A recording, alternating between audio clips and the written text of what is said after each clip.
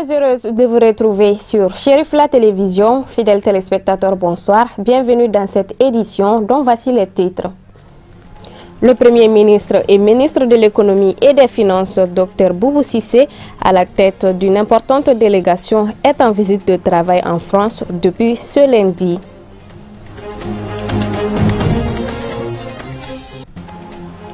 Nous parlerons également de la clôture d'un atelier de formation des formateurs du nouveau 1 pour les médersa arabo-islamiques du Mali.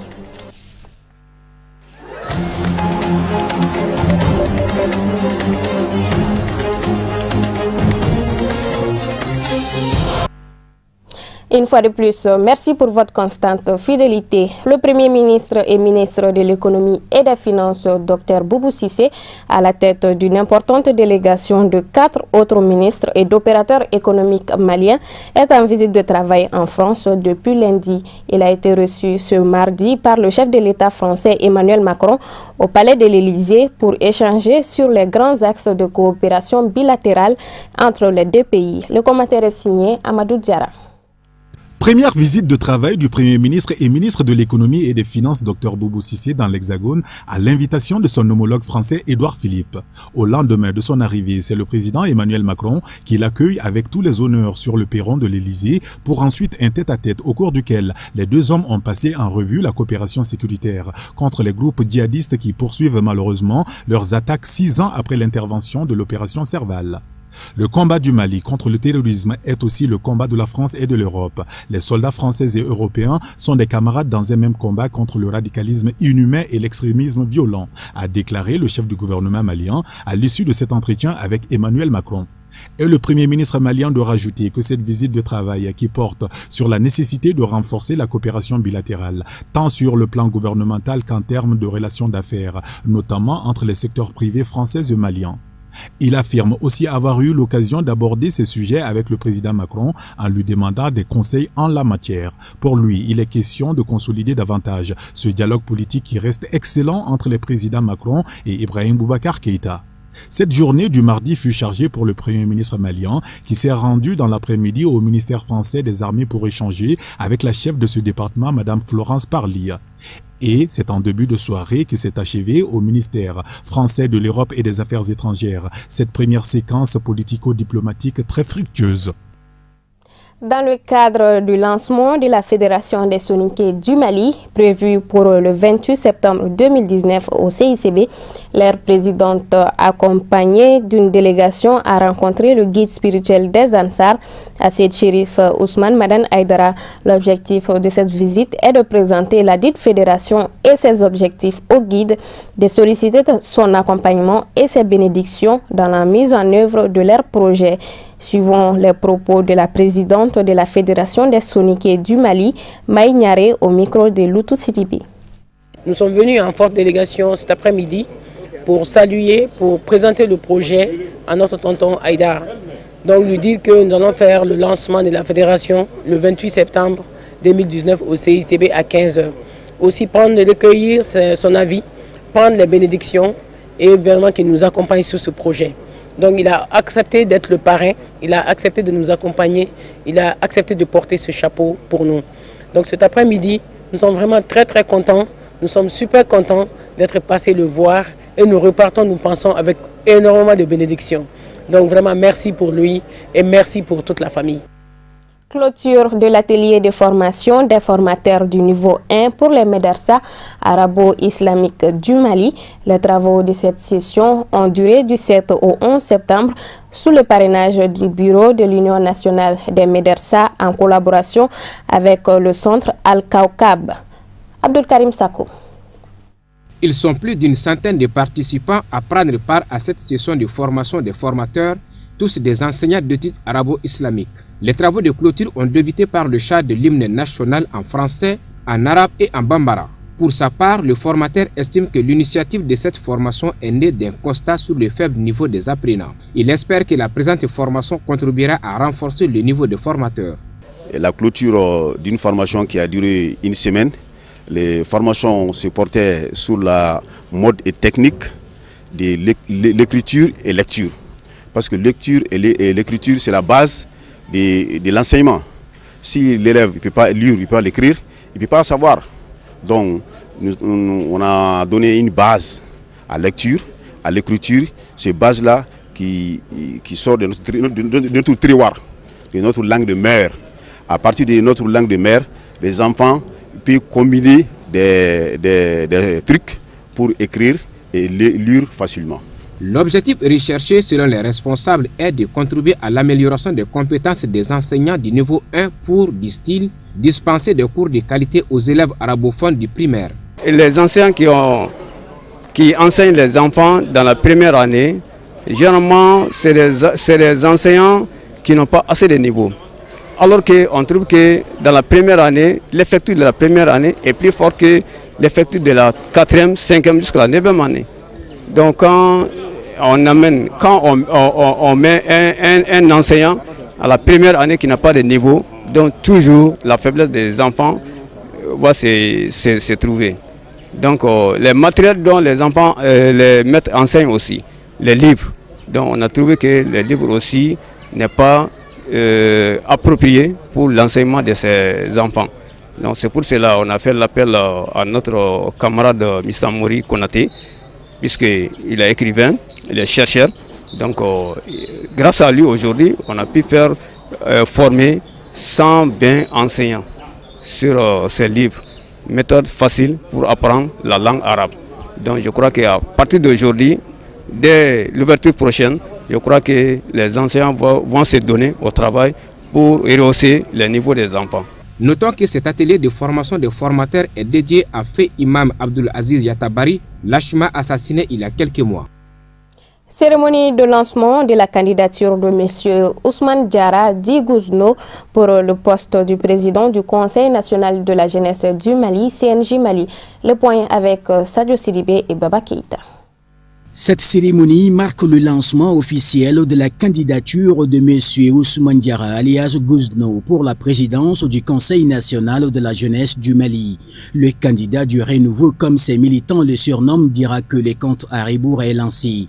Il est investi depuis le 24 août 2018, date à laquelle il sillonnera toutes les régions du Mali pour faire part de son projet qui tourne autour des 4 grands axes. Toutes les régions ont été sillonnées. Ce projet de candidature tire déjà sa légitimité dans le comité exécutif sortant. Et une fois élu président, c'est ce projet de société qui sera transformé en plan d'action de manière à ce que tous les jeunes du Mali, de Caille à Taoudeni, puissent trouver leurs préoccupations déjà prises et s'articulent autour de 4 axes principaux. Le premier axe, c'est naturellement le renouveau du Conseil national de la jeunesse du Mali. Le CNJ aujourd'hui a besoin d'être très proche des jeunes. Le deuxième axe concerne la mobilisation de la jeunesse pour le développement et pour la construction nationale, à travers l'emploi jeune, à travers la création d'entreprises, pour que d'autres jeunes puissent créer leur propre entreprise, s'installer à leur propre compte, en retour, pouvoir distribuer, pouvoir donner de l'argent à d'autres couches de la jeunesse. C'est le troisième axe de notre projet de société, l'investissement dans la jeunesse. Et le quatrième axe est connu de tout le monde.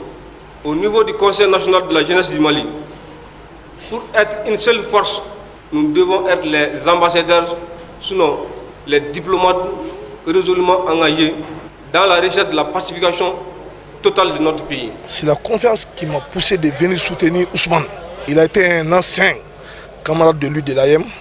On a beau lutter ensemble. Il n'a jamais travaillé les mouvements accidentels et il ne m'a jamais déçu personnellement. C'est pourquoi ce matin je suis là pour son soutien.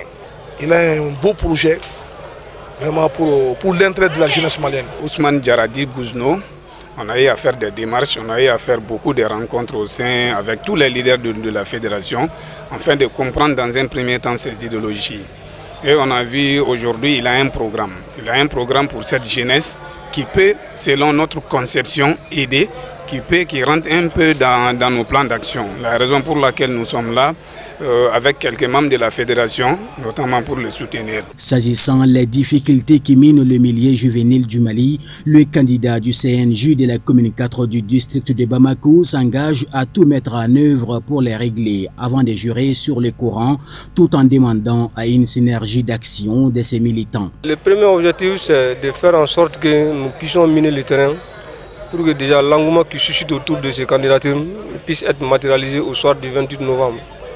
C'est à l'issue de l'élection, une fois qu'on aura conquis le pouvoir, que maintenant les nouvelles objectifs peuvent être fixés dans le cadre de la promotion, dans le cadre de développement, dans le cadre de la stabilité du pays, peuvent amorcer. Le slogan, c'est ensemble, c'est possible pour un nouveau Conseil national de la jeunesse. On va persévérer, on va travailler sur le terrain, on va faire le suivi régulier. Nous allons suivre le processus de renouvellement. L'engagement que je pourrais prendre une fois élu président, je travaillerai de manière à ce que les jeunes puissent comprendre que le CNJ les appartient. Par rapport à l'objectif pour lequel on est là aujourd'hui, sa candidature au poste de président du CNJ, quand il nous a informé de ça, vu le sacrifice qu'il a fait pour nous à la faculté, parce qu'il a sacrifié ses propres intérêts pour le bien-être des étudiants.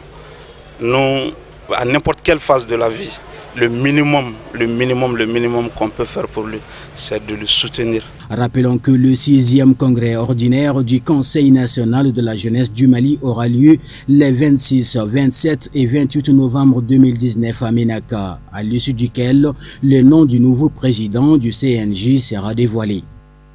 La société forestière Benkadi a organisé une journée de reboisement à Djemeré-Ouroukou dans le cercle de Bafoullabé en première région du Mali. Cette activité a réuni plusieurs responsables administratifs de la localité, notamment le commandant du cercle de Bafoullabé, Abdul Karim Sako, pour le commentaire.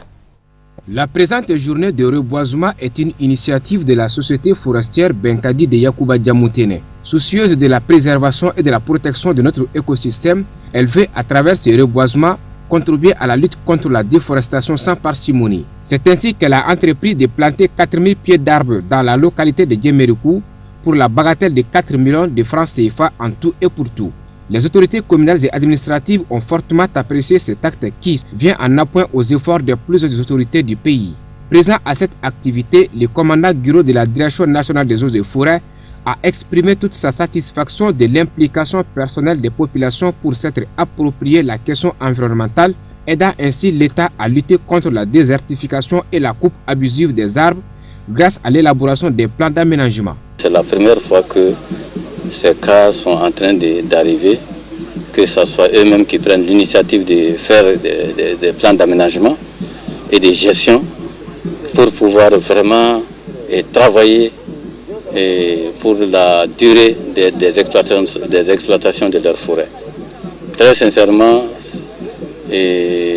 nous avons une très bonne image dans la collaboration.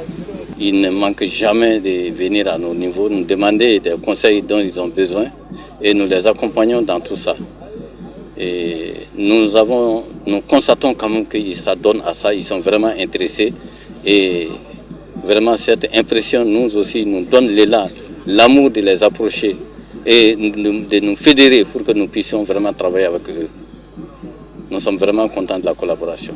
A noter également que la société forestière Benkadi a fait d'autres réalisations au profit des habitants de Djemeré-Ouroukou, notamment les travaux d'entretien de la mosquée et la construction en cours de 3 salles de classe pour un montant de 12 millions. Amadoune Diallo nous fait le tour de l'actualité africaine. C'est tout de suite en bref et en images.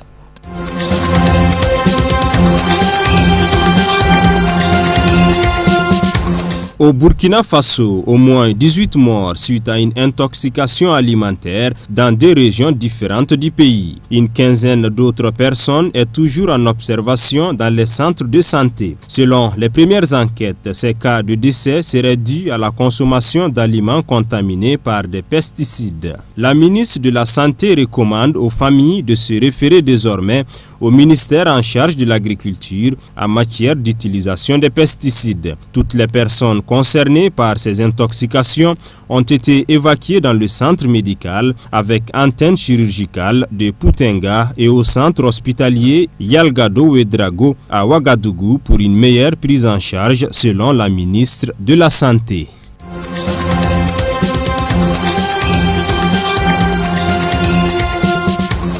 Une première vague de 200 ressortissants nigérians a quitté l'Afrique du Sud mercredi après une semaine de violences xénophobes dirigées contre les étrangers. Au total, 600 compatriotes doivent être rapatriés au Nigeria. Lors de cette vague de violences, au moins 12 personnes ont été tuées dans les violences et des centaines de magasins ont été détruits et plus de 420 personnes ont été arrêtées. La violence a conduit à une recommandation par toute l'Afrique, en particulier au Nigeria, alimentant les tensions diplomatiques entre Abuja et Pretoria.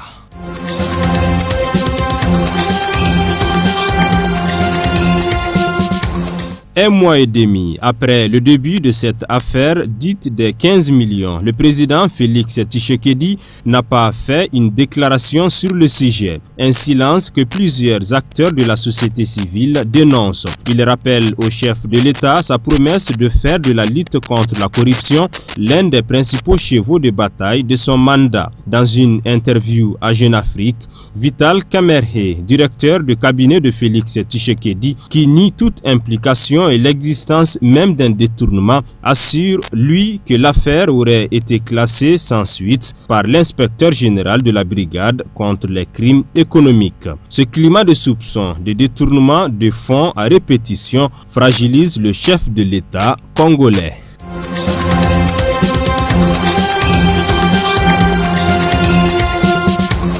L'avion spécial transportant le corps de Robert Mugabe s'est posé ce mercredi 11 septembre dans l'après-midi à l'aéroport d'Harare. Le héros de l'indépendance de l'ancienne colonie britannique devenu tyran s'est éteint vendredi dernier, le 6 septembre, à l'âge de 95 ans dans un hôpital de luxe de Singapour où il venait se faire soigner depuis des années. L'actuel chef de l'État a pris la parole pour lui rendre hommage.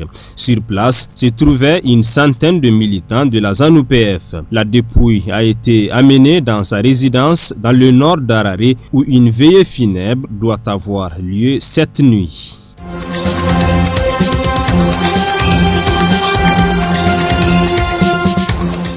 Voilà, c'est donc tout pour cette édition. Merci de l'avoir suivi. Bonsoir à tous.